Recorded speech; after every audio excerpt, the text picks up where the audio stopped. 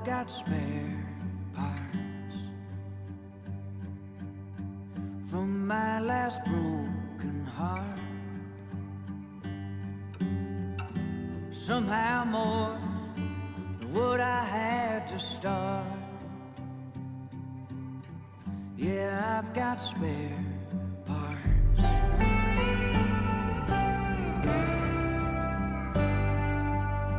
I tried to fix it best I remembered it. I hope it runs when I fire it up, 'cause I got spare parts. So if you see something that you might need, anything you can use, what's left of it might be a perfect fit, 'cause I got spare parts.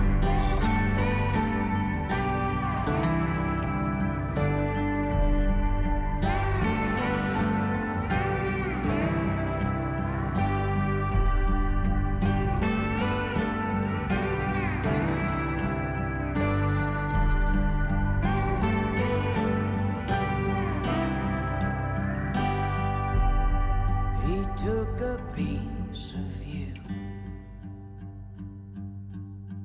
like lovers often do.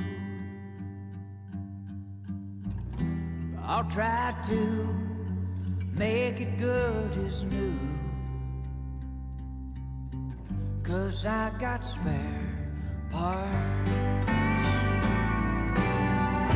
So if you see something that you might need, anything you can use, what's left of it might be the perfect fit, 'cause I've got spare parts. What's left of it might be the perfect fit, 'cause I've got spare.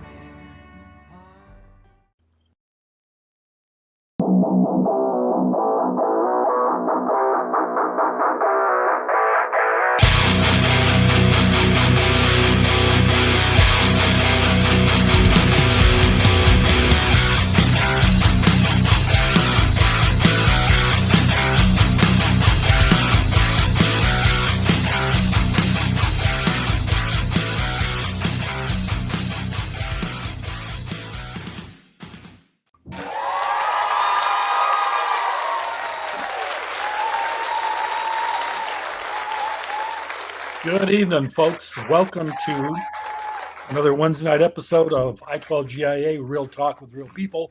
You've got me, myself, Fogman, and you got Rennie here tonight. Nomad may or may not wander in. We're going to have to... He's somewhere in the air right now, fighting rainstorms, so we'll see if he gets on. All right, for tonight, housekeeping out of the way first. Our opinions are our own. They do not reflect that of those of our sponsors or the FFN network. We are uncensored and raw. We're going to run some videos when we do these shows. If you would, visit the producers of those videos. There's some pretty good stuff that we try to get the information out there for you, too. So if you go check them out, if you can. A lot of them YouTube videos, share and like. Same thing with us, with the FFN network. We're on multiple platforms. Share and like those. That's what helps keep us going. So for tonight's show, it's kind of a serious topic. It's breaking news. It's been listed as breaking news because there's so much going on with this right now, okay? We've titled this Launch on Warning, 5 minutes to Nuclear Armageddon. Now, 72 minutes after that 5 minutes, 5 billion people will be dead out of the 8 billion that are on this planet currently. We're going to go ahead and start with a video, and then we'll get into talking about what happens next. So let's go ahead and run that one up first. Today we're comparing the scale of 6 of the world's most destructive nuclear bombs, including one so devastating it was deemed getting started. Today we're comparing the scale of 6 of the world's most destructive nuclear bombs, including one so devastating it was deemed too risky to use. Brace yourself. It's about to get loud.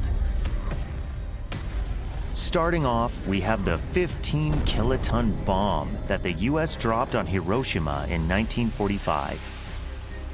Little Boy caused the deaths of around 80,000 people and exposed tens of thousands more to high levels of radiation. It gets worse.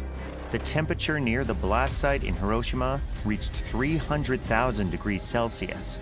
For perspective, that's about 300 times hotter than the temperature bodies are cremated at. Sounds horrifying, right? Well, we're just getting started. In 2017, North Korea detonated a nuclear bomb 16 times more powerful than the one that devastated Hiroshima. The nuke is said to have weighed in around 250 kilotons-ish. Yeah, here's where things get a little murky. Researchers aren't exactly sure what the power of the bomb was, and North Korea isn't spilling the tea. But they estimate it was between 148 to 328 kilotons. On the other hand, the US intel community estimated it was 140 kilotons. One thing is for sure, though. It was felt all around the world. Seriously, this bomb was so intense it caused an earthquake with a magnitude of about 6.3. The sound waves from the explosion were so powerful they were picked up by seismometers worldwide. Up next is one of the most powerful bombs in the US's arsenal, the B-83. This nuke has a yield of around 1.2 megatons of TNT. But what does that mean exactly? Well, let's break it down. You don't need to be a nuclear physicist to know you want to be far away from one of these. Once it hits, it'll create blast waves with a force of about 180 metric tons and wind speeds of 255 kilometers an hour within a 6-kilometer radius. If you were within about a 21-kilometer radius, you'd experience flash blindness. Within an 8-kilometer circle, you'd get third-degree burns, where your body tissue gets blistered and then destroyed. And if you're within a 1-kilometer radius, you'll be hit by blast waves with 720 metric tons of force and winds of 756 kilometers an hour.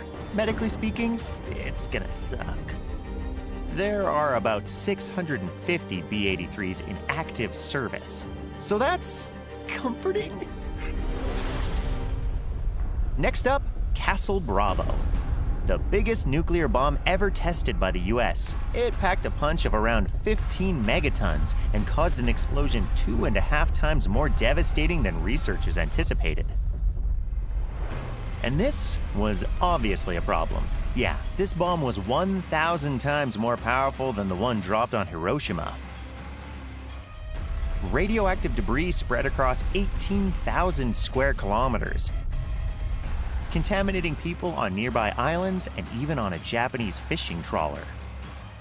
This was dubbed the worst radiological disaster in US history, and it caused a massive uproar against nuclear testing. Understandable when you see the staggering 7.2 kilometer wide, 39.6 kilometer high mushroom cloud. Oh, and it created a crater on the ocean floor nearly 2,000 meters wide and 76 meters deep. That's huge, but the next two on our list are even bigger. The Tsar Bomba 50 was not your average bomb. It was a hydrogen bomb and the most powerful one ever tested. It had a yield of about 50 megatons. In 1961, the USSR detonated it on a small Arctic island, creating a shockwave that turned the island into a flat skating rink. The bomb was commissioned by Nikita Khrushchev and weighed 27 tons and required an aerial bomber to transport it to the Arctic. The detonation was so powerful that it knocked the bomber down 900 meters before the pilot could course correct.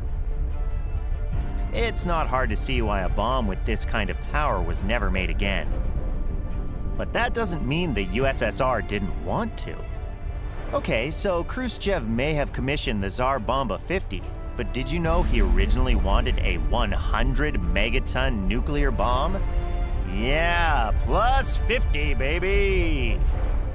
The plan was to create a 3-layered bomb, with uranium layers separating each stage. But testing the bomb was too, risky. Even Soviet physicists were worried the bomb would cover the whole north of the USSR with a massive cloud of radioactive fallout. And if that wasn't enough, the bomb was too heavy. So heavy it couldn't be placed on a missile or strapped to any plane. And even if it could have, it would have taken a crazy amount of fuel to get to the target and fly away safely, making it a one-way trip for any pilot. You know, it's funny growing up, Ronnie, you and I both remember duck and cover and the air raid sirens on weekends, and how as kids, they told us to get under our desks and Hiding under the desk, yeah. cover our heads, like that was actually supposed to save us from something like Yeah. this. So what do you think, buddy? Well, hey, so did you hear this morning North Korea launched a hypersonic missile towards the south? It was supposed to be a test. I did Or not. maybe to intimidate. Yeah, they launched a hypersonic missile. Anyway, it failed and it crashed into the ocean. Yeah, so this is an appropriate topic with little Kim and Putin every day sending some propagandist out to threaten us with nuclear annihilation. So people need to know about it.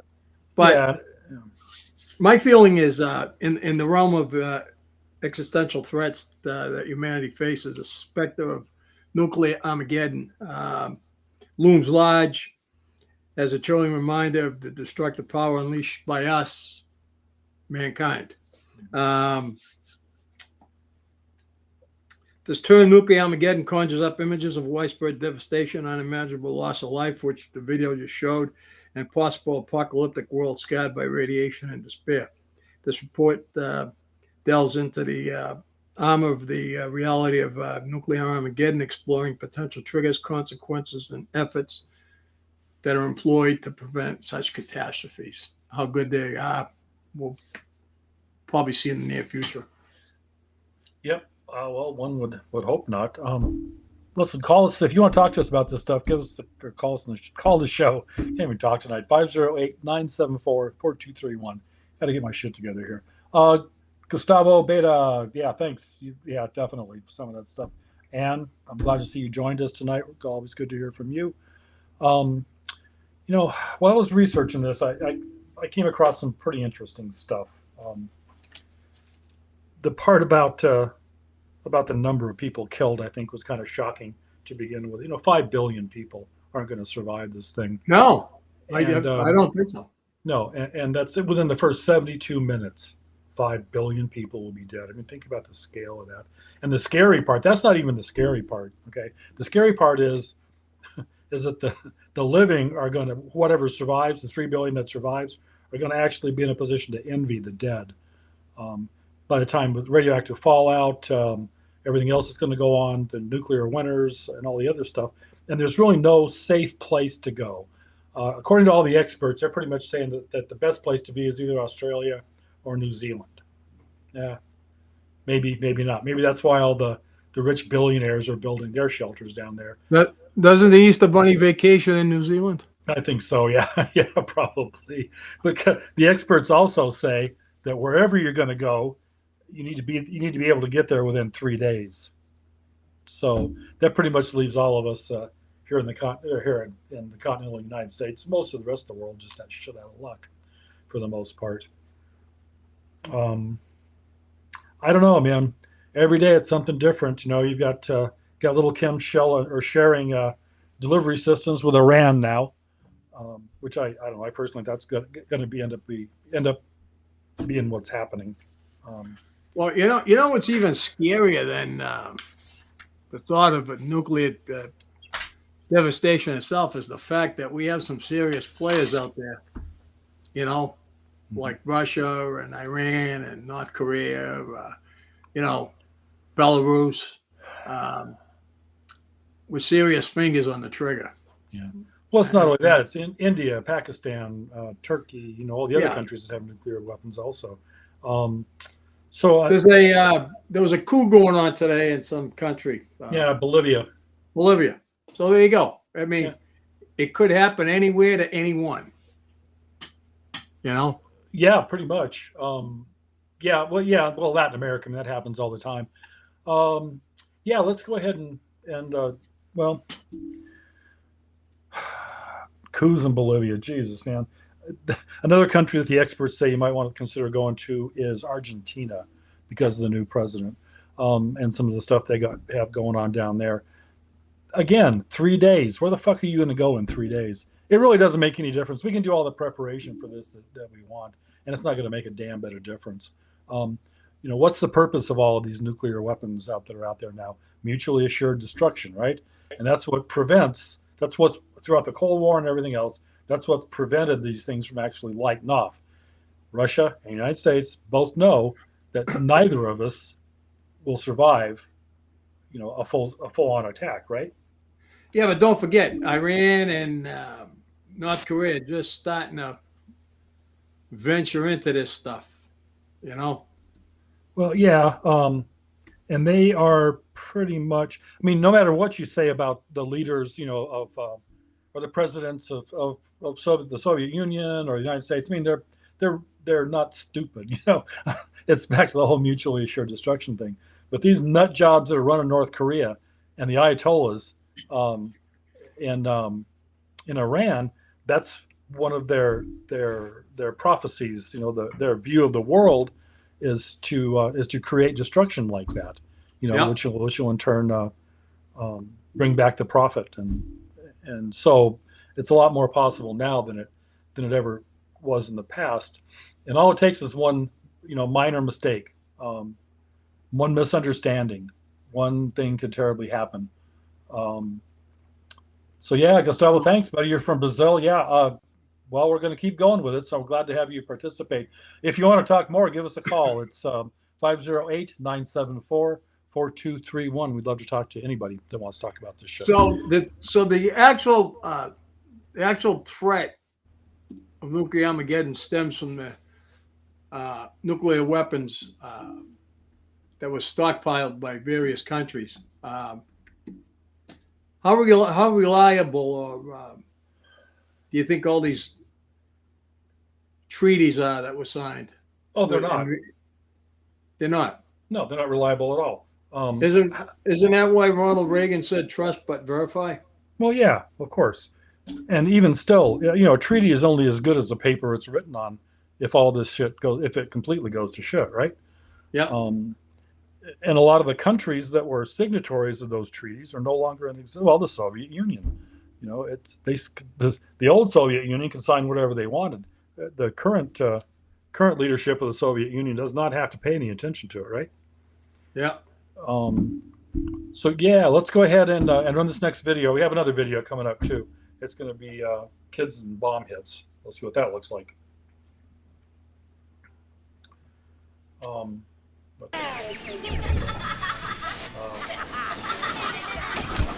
This is good. This is from Fallout.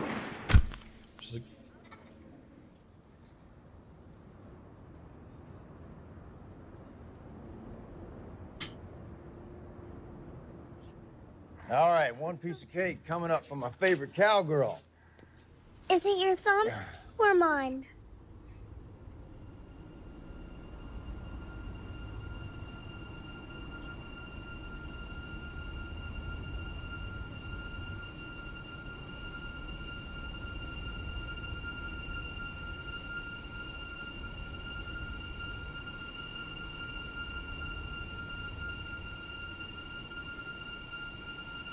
That's smoke, Janie. It's just a fire.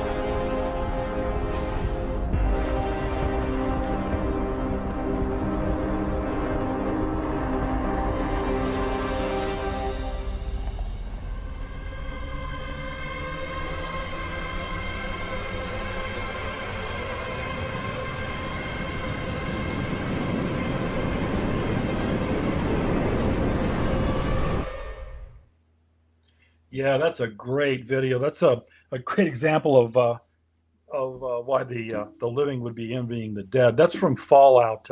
It's a TV show based on a video game, and it's pretty good if you're looking for something to watch. There's a lot of good stuff in there.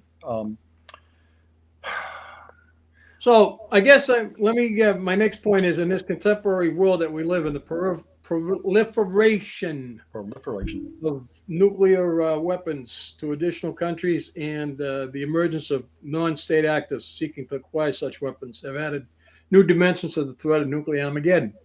The possibility of a rogue state or terrorist group gaining access to nuclear weapons raises the specter of a catastrophic attack with far-reaching consequences. Agree or not agree?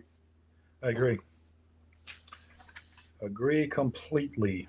Give me an example of your non-state actors that you think would. Non-state actors, any terrorist group. So yeah, any terrorist group that would have the money to buy a dirty bomb. Hezbollah. So I was trained in when I went to hazmat school. I was trained in nuclear and dirty bomb stuff. But what do you think as far as like Hezbollah maybe? Oh shit! It could be any of them. You mentioned earlier about other countries and whether ISIS? their weapons are secure. ISIS, Hezbollah, any of the Middle Eastern terrorist groups. But it's not only them; it's any other nut job that's wandering around the face of the earth right now. Well, how about the 400 getaways that they're looking for? Yeah. Oh, the ones that don't exist. America said that was a lie. That report was all wrong. Yeah, right. Yeah. No, of course asshole. Any nut job that has a little bit of money. But what worries,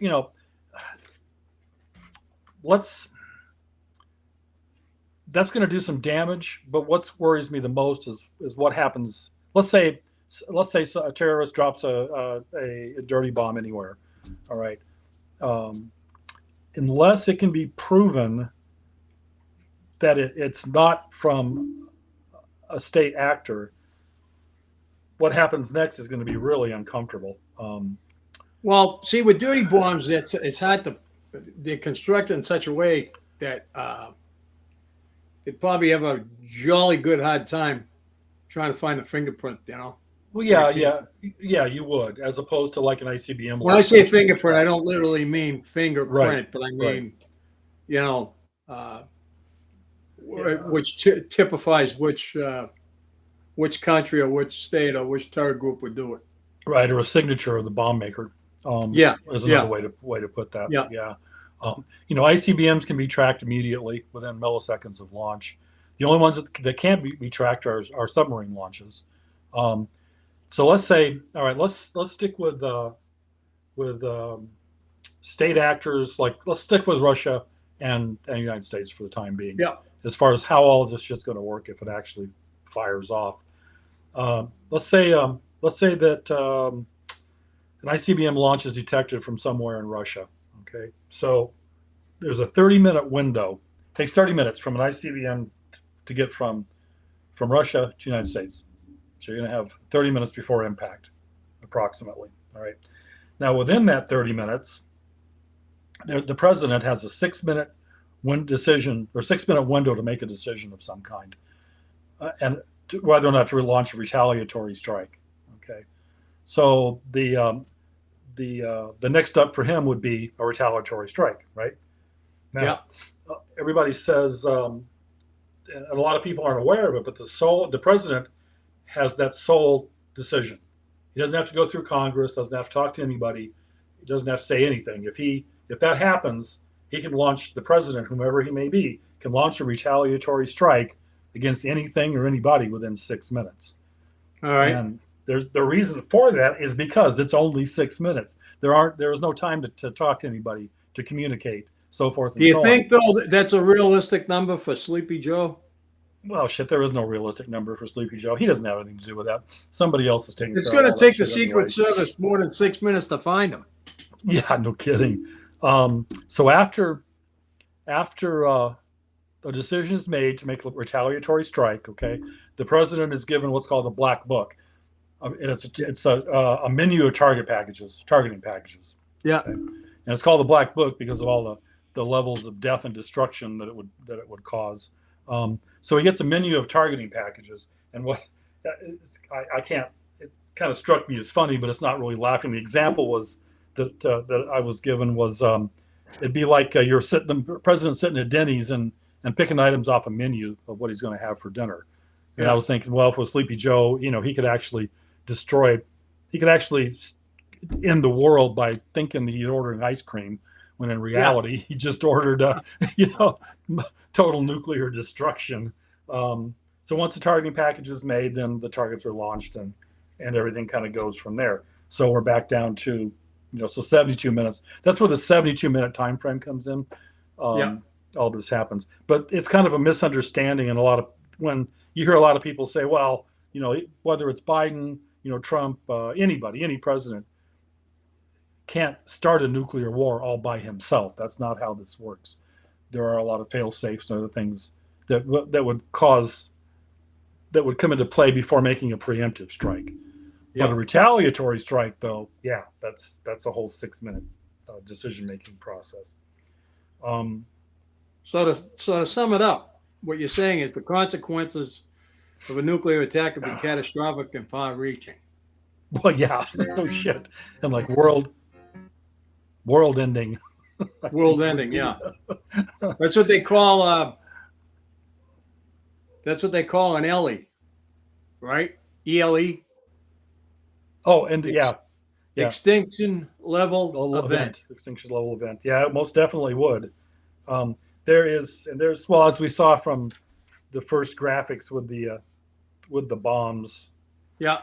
The capabilities, it's so far from beyond what Oppenheimer and his group put together, that were dropped on Hiroshima and Nagasaki. The only positive thing, and I'm just joking, so don't take me serious. The only positive thing about a nuclear attack, it caused nuclear winter, and we wouldn't hear from these politicians about climate change anymore.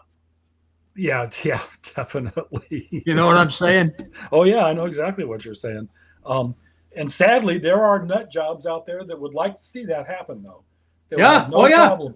No problem. That's another scary thing. That's another reason we should have sleepless nights. Yep, with an extinction, they would immediately have no issues at all with causing an extinction level event. Yeah, because they're going to be safe in their bunkers in New Zealand and Australia, and and then they'll come back. They'll come back out after all this is happening. And it kind of something that's kind of interesting with the TV show Fallout is that's kind of the concept that works under. Yeah, is there's groups of people, elites, if you want to call them, that are sequestered after the end of the world.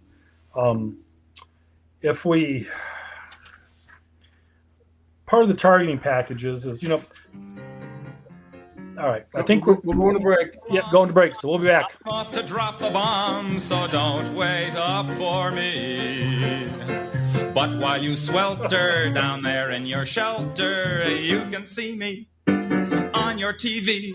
While we're attacking frontally, watch Brinkley and Huntley describing contrapuntally the cities we have lost. No need for you to miss a minute of the agonizing Holocaust. Yeah!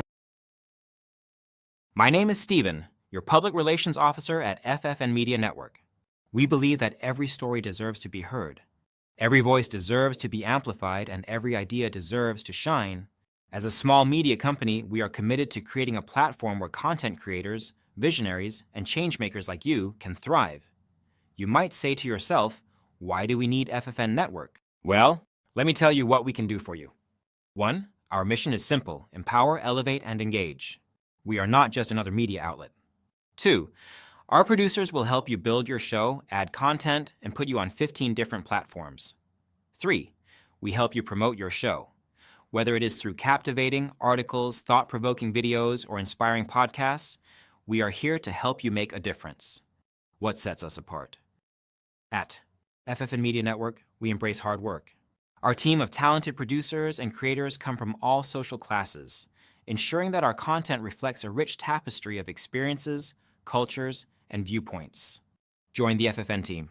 Join FFN Media Network and be part of a community that celebrates creativity, authenticity, and positive impact. Let us amplify your voice and share your story on FFN Network and with the world. Get to know our founder, Blaise St. Pierre, the new guy in the media industry. So if you have a great idea for a show or a business and want to place an ad on FFN Network, give us a call at 774-704-5145 or email us at ffnnetwork9@gmail.com and join the FFN Network family. Thank you. FFN Network.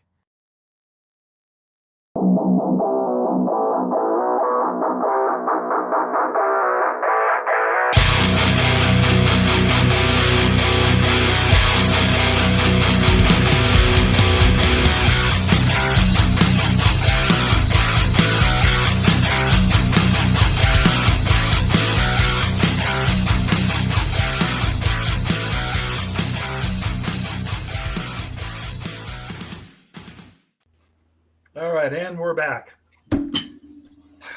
So, Chet, let me ask you now, we're back. What do you think the chances are of this actually happening? Give me a number. Well, according to folks much smarter than I, the nuclear clock is at 0 right now. So, Okay. Yeah, I heard that. Yeah. So Well, that's pretty much 100%. So all the prepping in the world, in other words, what you're saying is all the prepping in the world is not going to help us. Pretty much. Something else I came across is, you would think Montana, for example, would be one of the places where you could go that would be relatively safe. Right? Yeah. Not a whole lot of people there, a lot of open space, so forth and so on. Well, Montana has 450 ICBM silos in that state. Okay. The Russian targeting packages contains 900 warheads to strike those 450 silos. It's a combination of air bursts and ground penetrators to take out the individual silos. Okay. The resulting radioactive cloud, well, they're not going to target, even if they don't target metropolitan areas, like in a state like Montana, because you have Helena and Butte, in small communities. But something a lot of people don't know, though, is that they're firing an ICBM from 6,000 miles away over the North Pole. Okay. Yeah. Underneath the North Pole are large, massive deposits of nickel, which are going to create a magnetic anomaly in the guidance systems of these missiles. Okay, it's just part of the way things work. So that's going to throw them a little bit off target. So let's say part of the targeting package is supposed to hit a bunch of ICBM silos, and he ends up going right in downtown Helena, Montana instead. Because it's kind of hard to get a perfect penetration from 6,000 miles away. So that part of the entire country is just gone. So the point being is that there is no safe place. There is no preparation. It doesn't matter what you do, unless you're one of the very few that, for whatever reason, doesn't get either flash fried or exposed to radiation, which is a horrific death. Yeah. So yeah, Now, it's not going to matter. let me ask you another question. Russia being a signatory to the NPT, the Nuclear Proliferation Treaty.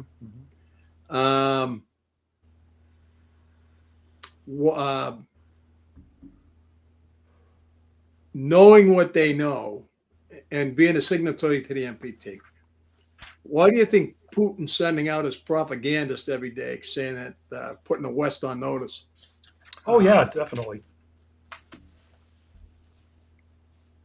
Why? Why would they be doing that? There's a threat. There's a threat to doing it, but there's a caveat there. There was some leaked documentation from Russia back in. They war gamed a bunch of stuff here. Let me find it in my notes real quick. They war gamed a bunch of stuff with the West, and they discovered this is back like 2008 to 2016. Now, one of the war games were or during the war games, they developed a a process of tactical nuclear devices, not Yeah. full scale, not full scale ICBMs, but smaller, specific surgical nuclear devices that could be targeted. One of the things that came out of this stuff that was leaked is that the guidance at that time was if the Soviet Union, now Russia, lost a certain number of submarines, or if they lost a certain number of airfields within Russia, then they would start using these tactical nukes. Okay. Okay, again, leaked information. So that's kind of Putin's telling everybody what's going to happen. I mean, and that's within their packages for deliveries of nuclear weapons. Yeah. So I don't know, man. So one country that we haven't talked about is China. Yeah. The country that gave us the China virus. Yeah. Last year we had 2 or 3 spy balloons come over. Yes. Do you think they were really tracking weather? You think they were creating a target list? Oh, well, yeah. They don't need to do that to target list, but just my opinion, it was a test of whether or not the balloons could be used as a delivery system. Again, for smaller tactical nukes. Okay. Specific tactical nukes. And I think they pretty much proved that it could. Yeah. Oh, yeah. I got no doubt that they would do that. And not only that, well, speaking of balloons, they're not the only ones using them. Hezbollah is delivering explosives via balloon now too. Yep. And they're all over Iran or Israel. That's going to be a problem for them. Yeah, but not the size of the ones not the size of the one that China sent over here. Well, no, definitely not. That's even scarier. They're doing it on a smaller scale. Yeah. And didn't that Chinese balloon have U.S. technology operating it? Yes. Which is another bone of contention. Yeah, Ann says that.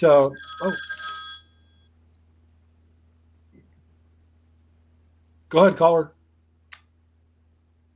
Yeah, I've got a question for the panelists. Are we live? Yes, you are. Okay. What can we do for you? I've got a question for you. First off, a couple of things. We have the issue where Japan tried to drop conventional weapons during World War II by balloon, running it through the jet stream. It didn't work out too well. The next question I have for consideration is, okay, a favorable thing for us to happen would be if somebody took out Putin. The question is, who replaces them and what happens then? That's an excellent question. Call, and I look forward to your answers. Thanks, buddy. Appreciate it. I think the technology has changed considerably since late World War II.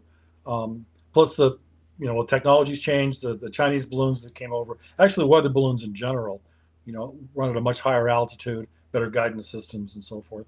And as far as who replaces Putin goes, that's an excellent question. I don't know enough about the Russian continuity of government to really even be able to answer that, or do they even have one? I don't know if there's a system set up. Does anybody have anything on that? Russia's run by one person, so I don't think they would have a continuity of government. Russia's run by Putin. Yeah, go ahead, caller. Hi, my name is Andrew. I'm calling from Green Path Financial Wellness on a recorded line. I'm reaching out because you. I think Andrew from Green Path Financial Services got a wrong number. For any, I was getting excited there. 2 calls in a row. Holy crap! Not me. If you we must be doing something. We must be doing something right. I guess, right? Give us a call, 508-974-4231. And I think we'll start seeing if we can't answer the one caller's question about Russia's continuity of government, because I honestly don't know. I don't think so. I don't think we got a shadow government that's kind of running everything. Yeah. Well, Well, yeah, we do. I mean, that's kind of a given because Biden doesn't know his ass from a hole in the ground, and then some. So the shadow government is definitely running. But we do have a continuity of government, though. It's the president, the vice president, the secretary of state, and the speaker of the House. Yeah, And then designated survivor. Yeah, designated survivor. They can't all be in one place at the same time. Right. So I don't really know how that would work exactly in Russia. But that is an excellent question. What happens if Putin is assassinated or something happens to him? And probably by saying that, I'm sure that we just triggered all kinds of satellites and. I think an oligarch could probably step in and take over.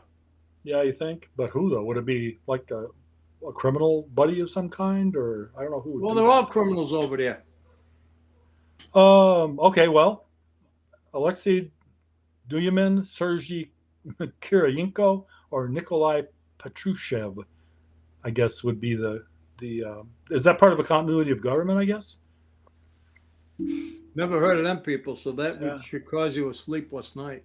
Yeah, it probably should, or probably does. This whole thing is causing me sleepless nights. Yeah, those are okay. So those are the guys that might take over. I imagine they're either some people within the government.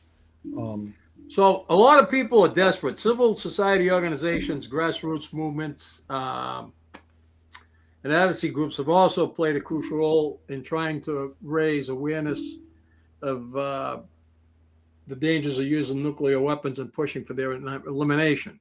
The International Campaign to Abolish Nuclear Weapons, otherwise known as ICAN, not Narcan, ICAN, was awarded the Nobel Peace Prize in 2017 for its efforts to promote the treaty and the promotion on the prohibition of nuclear weapons. How effective do you think grassroots campaigns are when it comes to this shit? Or do you think people like Putin and his propagandists and Biden and they're just saying, you know what, fuck these people?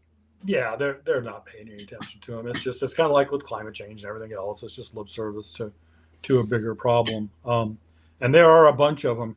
And the whole nuclear disarmament thing is kind of a big deal. Not so much now as it used to be back in the 50s and 60s, when all this started.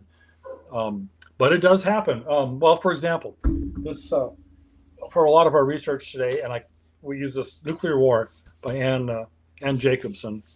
I just got that book. Yeah, if you can see this book, if you're interested in this topic or pretty much anything, she's done some exceptionally good work. So, and she'll answer the questions. She'll go way down the rabbit hole in some of the things that we're talking about tonight, but we just don't have time to go too far into. But my point being, as well as doing my due diligence or our due diligence today prior to the show, I came across a video from a person on YouTube that disagreed with a lot of the things that she said and the way that she said them. And this person apparently has a master's in nuclear engineering. It was his first master's degree and a bunch of other stuff. So anyway, he's saying that she's just an author and a journalist, and he doesn't really agree with it because he's afraid that because of books like this are going to be used as propaganda for either for or against Ukraine or for or against the proliferation of nuclear weapons. So it sounds to me like he's a snowflake. Well, or something. I couldn't figure out. I get tired of listening to him, so I just turned it off. But the point being is that I think one of the things that he said was that she doesn't really talk. She doesn't go into the science the way more like his books do, or something to that effect. Well, no, and she specifically says, if you would have bothered to listen, she specifically says in her interviews, she does this on layman's terms. She talks and writes, to address us, us dumbasses that don't know a whole lot about this. In my personal and my humble opinion, we shouldn't be providing any support or any aid to Ukraine at all. Yeah, I know. That's me talking. It's not the organization I-12 or anything like that. That's me talking. They're going to get us. They're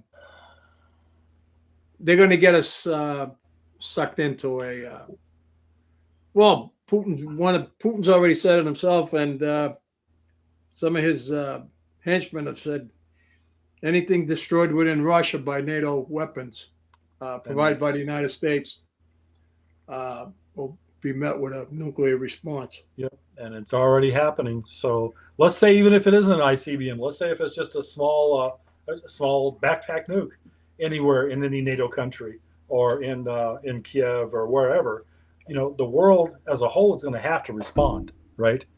I mean, we can't. So I think once you go down that rabbit hole, you're all allegedly.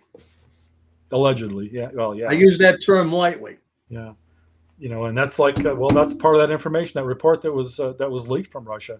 They said if you destroy a certain number of submarines, or if you just start destroying airfields, within Russia, then they're going to retaliate in kind with nuclear weapons. I mean, you can't get more specific than that. You think they're set up to automatically do it, or would it have to be done manually? No, I'm pretty sure and I may be wrong on this. I probably shouldn't even. No, I don't know for sure, so I'm not going to say. But I would have to assume that by treaty, Russia's response would be the same as ours for a first strike, or a retaliatory strike. In that, nobody's gonna launch first, without a whole process, I guess. Right. Yeah. So it's not going to be a retaliation. It's not going to be automatic, I don't think. But I could be wrong. What was the name of that movie with Henry Fonda? Where he was the president. And Russia accidentally fired a nuclear weapon that took out DC, and he responded by taking out Moscow. Yeah, I don't remember. Let me look it up. That's a great, if you really want to delve deeper into it, that's a great movie to watch. Yeah, it is. Yeah, Anne had said something about Oppenheimer for the first time, and it really wasn't. Well, they tried to make Oppenheimer and his crew look like a communist because how communism back then during the McCarthy era, they were communists under every bed, but they had tried to attack his credibility and attack him personally because he was questioning the military use of these nuclear weapons and the proliferation of. He didn't want to build more bombs. Nobody on his crew wanted to build more bombs. Well, I shouldn't say that. There were a couple that did. In general, though, that's why they assailed his character and his reputation. The name of the movie was Failsafe. Failsafe, yep. Great movie if you want to really understand what we were talking about. Blaze Man, thank you. Appreciate that, brother. Yep, definitely. Yeah. There's a lot of, this has been going on for a long time. Yeah. This whole, like I said, when we first started out, we were living with crawling under desks as kids to try to protect. I remember in the third grade, we used to do air raid drills all the time. We used to have to crawl under our desk. Oh yeah, same here. Every Saturday we'd have air raid sirens would go off. We are all old. Yeah, we are all. We are all old because I remember too. The bell would go off and freaking, and it wasn't like the school bell. It was like and we had to boom, dive under the desk. Right. Yeah, like that's really going to work. I don't know, guys. This is some pretty scary stuff, and I think, I don't know. Personally, I'm tired of all of this now. Every day it's something else. It's something new. I am too. That's why I don't watch the news anymore. That's why I am so happy. I am so fucking happy that the Hallmark Channel has Christmas in July. That's all I watch now. Okay. I stay away from the news because it's too depressing. Yeah, sure. I mean, it's kind of like our job, though. Even though I took a fall yesterday and my knees hurt and my hip is a little sore, I'm going to get on my knees tonight and I'm going to say a good night prayer before I get to bed. Yeah. Well, hoping there's no bright flash while I sleep.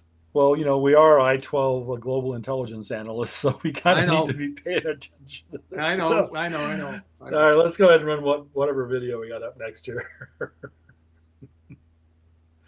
The sign will be up by next week. Oh, yeah? Okay, cool. Think you'll be impressed. According to a survey prepared by the FAS and NRDC, there are approximately 23,300 nuclear weapons in the world stored at some 111 sites in 14 countries. Stage exchange of strikes. After it started, and as the nuclear threshold is crossed, the fighting escalates into a tactical nuclear war in Europe. Russia sends 300 nuclear warheads using aircraft and short-range missiles to hit NATO bases and advancing troops. NATO responds with about 180 nuclear warheads from aircraft. Casualties, 2.6 million.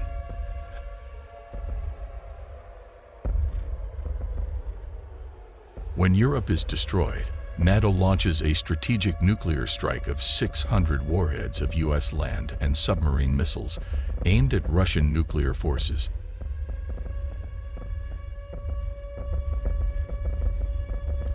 Before it loses its weapons systems, Russia fires warning shots, responding with missiles launched from launchers, vehicles, and submarines. The main purpose of nuclear strike is not to kill as many people as possible, but to destroy the very possibility of a retaliatory or second strike. All means of application have priority targets. These are primarily missile launch silos, military installations, large cities, large industrial plants, dams. If the power industry, the military, the government, if the power generation and transmission facilities are destroyed, the state will be destroyed irreversibly. In order to prevent reconstruction of the other side, Russia and NATO are striking at 30 of the most populated cities and economic centers of each other, using 5 to 10 warheads in each city, depending on the size of the population.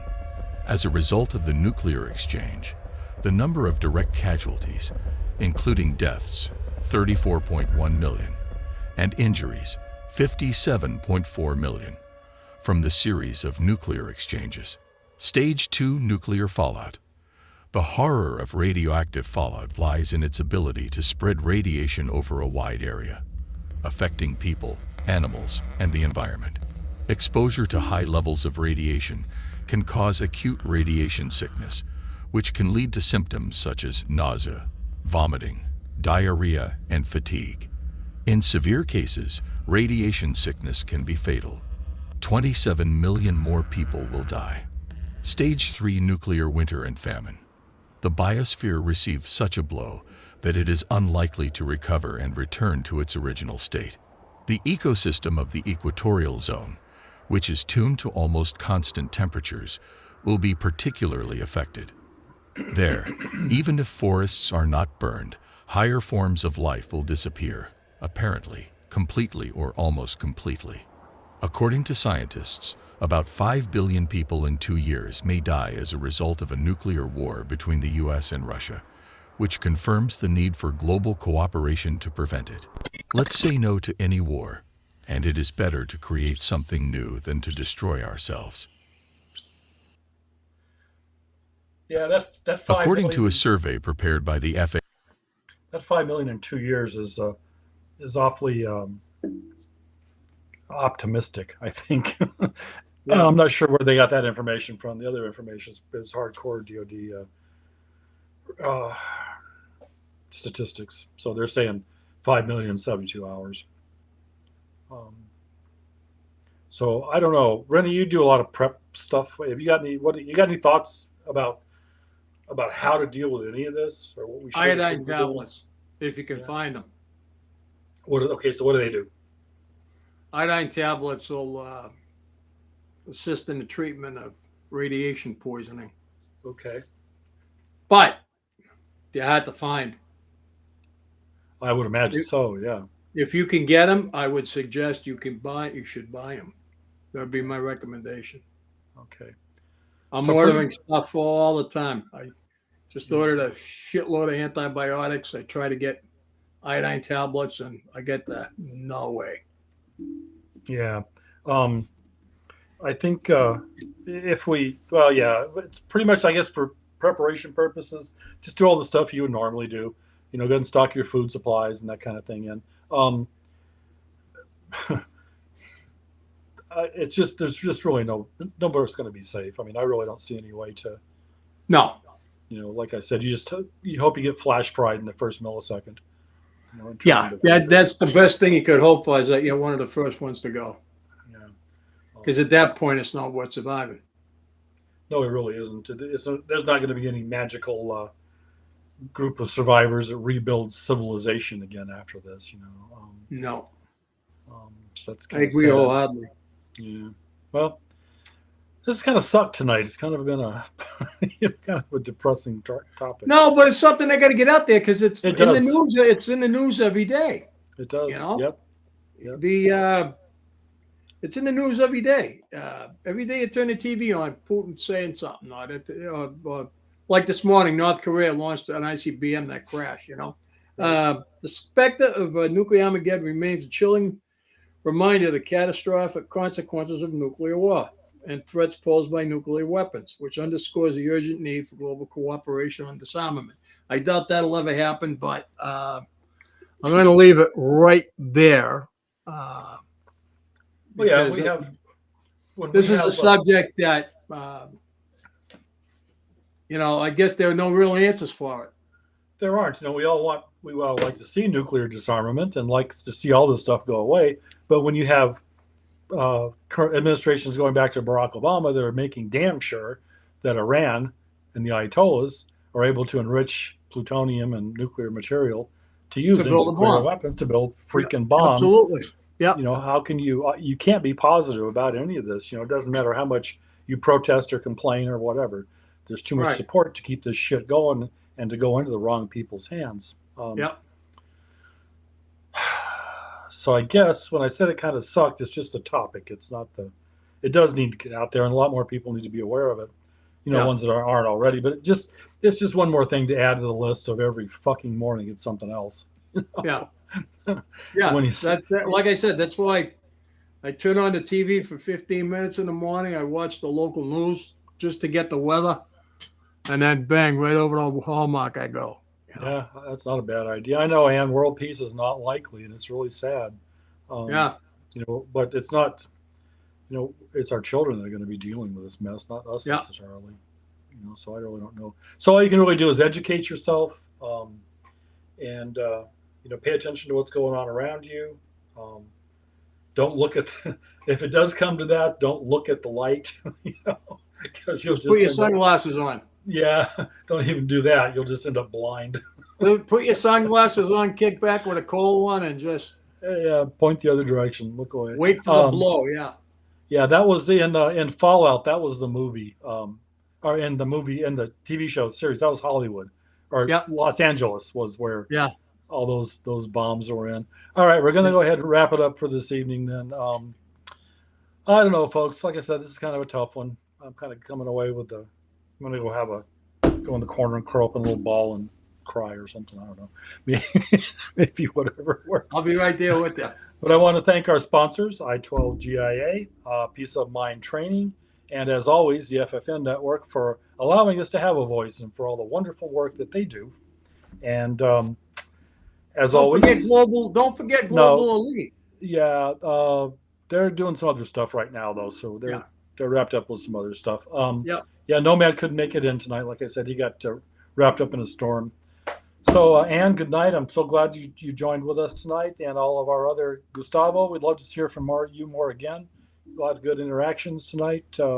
Hopefully, you enjoyed the time we spent with you, and it was good for us. So, give the ones you love a big hug and keep them close. And as always, prepare to self-rescue. So, good night, folks. Good night.